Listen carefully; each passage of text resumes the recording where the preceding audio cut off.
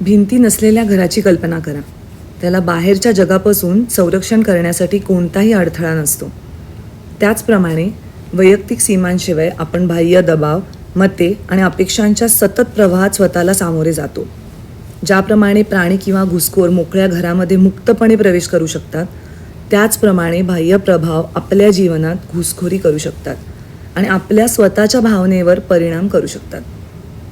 सीमा आपल्या भावनिक, मानसिक आणि शारीरिक मर्यादा परिभाषित करून संरक्षक भिंती म्हणून काम करतात.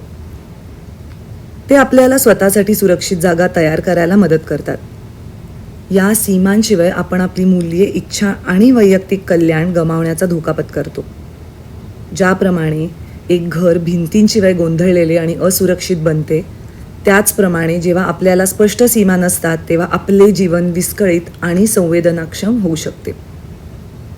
आपले व्यक्तिमत्व टिकून ठेवण्यासाठी आणि खऱ्या आनंदाला चालना देण्यासाठी निरोगी मर्यादा स्थापित करणे आणि राखणे दोन्ही गोष्टी महत्त्वाच्या आहेत.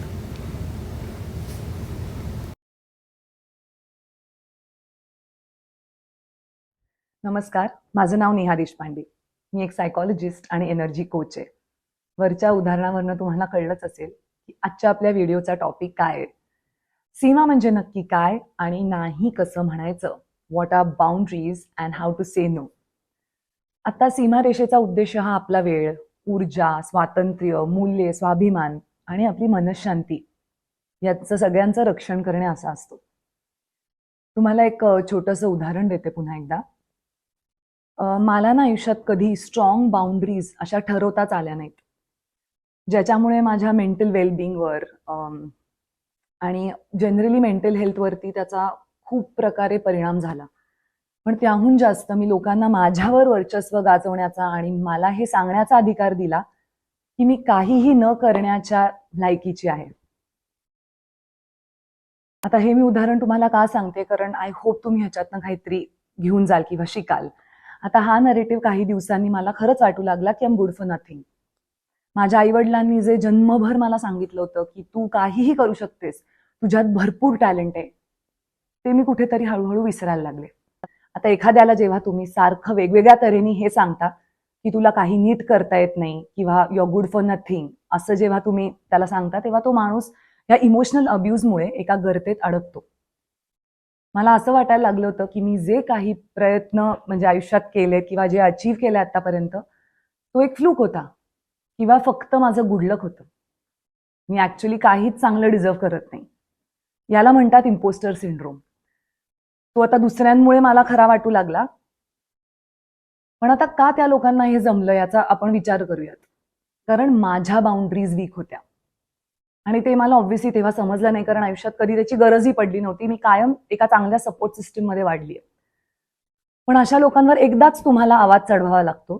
तुम्हाला एकदाच हे क्लिअर करायला लागतं की तुमच्या बाउंड्रीज काय आहेत आणि तुम्हाला या गोष्टी चालणार नाहीत.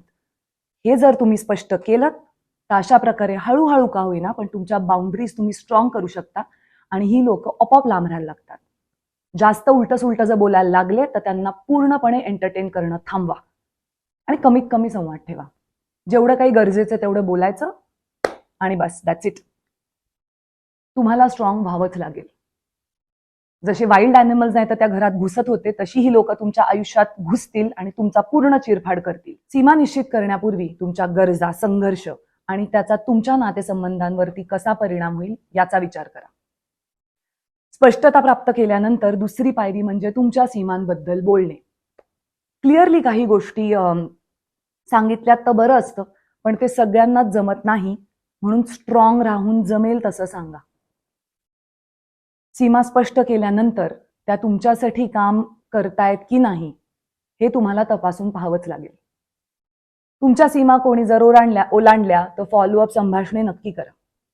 आता उदाहरणार्थ तुमची सीमा जर तुम्ही निश्चित केली असेल तरीही तुमच्या बॉसनी जर तुम्हाला कामाच्या तासांनंतर कॉल केला तर तुम्ही तुमचा फोन बंद करू शकता आणि एक फॉलोअप कॉन्व्हर्सेशन नक्की करू शकता. काही वेळा ते पाऊल उचलणे कठीण जाईल तुम्हाला, पण आपले मानसिक आरोग्य किंवा मेंटल हेल्थ आणि वेलबिंगसाठी हे आवश्यक आहे. आता जेव्हा आपण आपल्या सीमा ठरवून नाही म्हणायला लागतो तेव्हा काही लोकांना ते आवडत नाही. पण ते कदाचित त्यानंतर तुमचा आदर करायला लागतील, कारण त्यांना हे लक्षात येईल की हा माणूस स्वतःचा रिस्पेक्ट ठेवून आहे.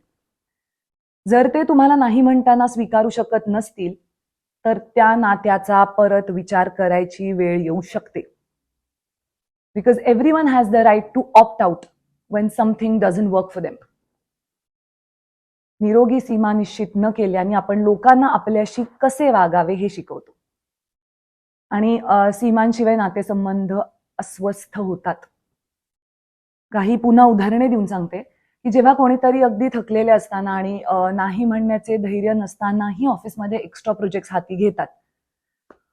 कधी कधी आपण काही कार्यक्रमांसाठी किंवा रात्री उशिरापर्यंत आपल्या कुटुंबियांसह किंवा मित्रांसोबत नाही जेव्हा म्हणतो त्यांना की मी नाही येऊ शकणार आहे, त्यामुळे आपल्याला थकवा जाणवू शकतो आणि ते आपल्यावरच उलटतं ना.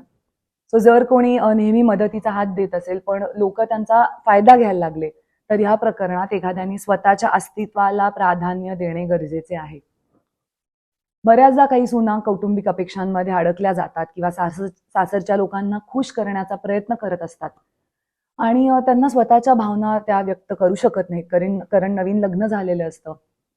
त्यामुळे त्या बऱ्याचदा उदास होतात किंवा त्यांना आदराचा अभाव जाणवू शकतो. असे खूप काही एक्झाम्पल्स आहेत, उदाहरणं आहेत. आता या सीमा शारीरिक, भावनिक किंवा दोन्ही असू शकतात. दुसऱ्याला आवडण्यासाठी जर तुम्हाला स्वतःचा विश्वासघात करावा लागत असेल, तर ते अजिबात निरोगी नातं नसतं. तुमची भावना किंवा वागण्याची पद्धत तुम्हाला आवडत नसेल, तर ते बदलण्याची ताकद तुमच्यात आहे हे प्लीज जाणून घ्या. You are the master of your universe. तुम्ही तुमच्या 100% क्रिया आणि प्रतिक्रियांवर नियंत्रण ठेवू शकता. सुरुवातीला अस्वस्थ असण्याची अस्वस्थता स्वीकारा. नाही हे एक पूर्ण वाक्य आहे. No is a full sentence. त्यामुळे हा हक्क फक्त तुम्हाला आहे की तुम्हाला बाउंड्रीज काय ठरवायच्या आहेत आणि कुठे नाही म्हणायचे. आज मी अगदी मनापासून हा व्हिडिओ केलाय, कारण मला लक्षात आलं की जे लोक काउन्सिलिंगला येतात आणि जी लोक माझ्याशी संवाद साधतात, बऱ्याच लोकांना स्ट्रॉंग बाउंड्रीज किंवा सीमारेषा ठरवता येत नाहीत. आणि त्यामुळे होतं असं की अँझायटी, डिप्रेशन, सॅडनेस, तुम्हाला सुसाइडल टेंडन्सीज, अशा बऱ्याच काही गोष्टी मी त्या लोकांमध्ये बघितल्यात. आणि मला एक लक्षात आलं की जेव्हा मी माझ्या बाउंड्री स्ट्रॉंग करायला लागले, तेव्हापासून माझं आयुष्य खरंच खूप सुधारत गेलं. आणि या व्हिडिओच्या थ्रू मी आज तुम्हाला हेच सांगू इच्छिते की तुमच्या बाउंड्रीज तुमच्या हातात आहेत. नाही म्हणणं तुमच्या हातात आहे. तुमची पॉवर परत मिळवा. अशा लोकांच्या हातात तुमची पॉवर देऊन टाकू नका, जे फक्त तुम्हाला डॉमिनेट करतील आणि त्यांच्या डोक्याप्रमाणे तुम्हाला काम करायला लावतील. I am there for you. हा व्हिडिओ जर तुम्ही बघत असाल आणि ह्याची जर तुम्हाला गरज असेल, so just remember that I am there for you. काहीही वाटलं तर माझा ईमेल ID मी खाली दिलेला आहे, किंवा कॉमेंट सेक्शनमध्ये तुम्हाला काही वाटत असेल तर नक्की कळवा. आणि हा प्रयत्न ताबडतोब सुरू करा. Thank you so much.